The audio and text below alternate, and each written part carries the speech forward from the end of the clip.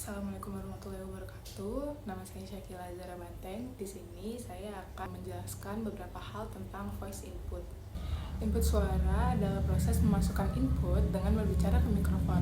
Mikrofon dapat terpasang di komputer atau perangkat di headset atau perangkat peripheral eksternal yang diletakkan di atas meja atau permukaan lainnya. Beberapa mikrofon eksternal memiliki kabel yang terpasang ke port pada komputer. Yang lain berkomunikasi menggunakan teknologi nirkabel seperti Bluetooth.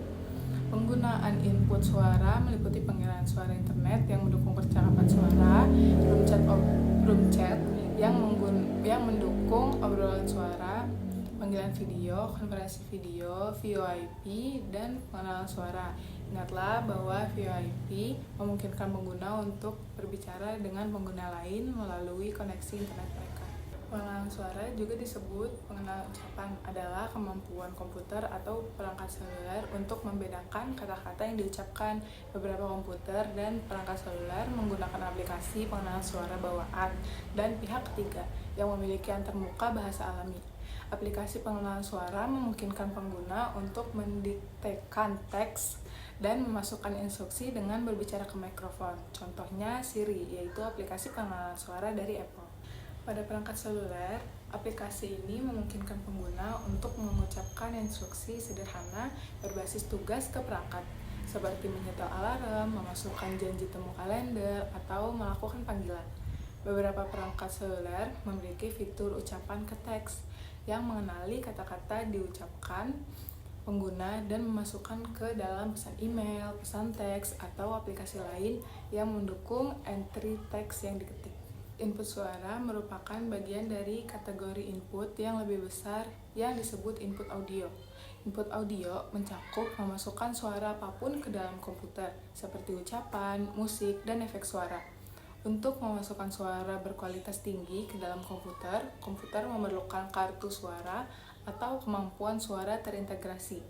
Pengguna memasukkan suara ke dalam komputer dan perangkat seller melalui perangkat seperti mikrofon, pemutar CD atau DVD atau Blu-ray disc, atau radio, yang masing-masing dicolokkan ke port di komputer atau perangkat.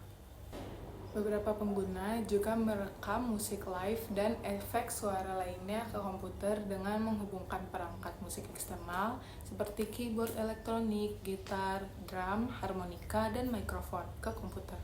Perangkat lunak produksi musik memungkinkan pengguna untuk merekam, mengarang, mencampur, dan mengedit musik dan suara. Misalnya, perangkat lunak produksi musik memungkinkan untuk mengubah kecepatan, menambah not, atau mengatur ulang skor untuk menghasilkan aransemen yang sama sekali baru. Contoh lain voice input yang ada pada smartphone yaitu aplikasi dictation.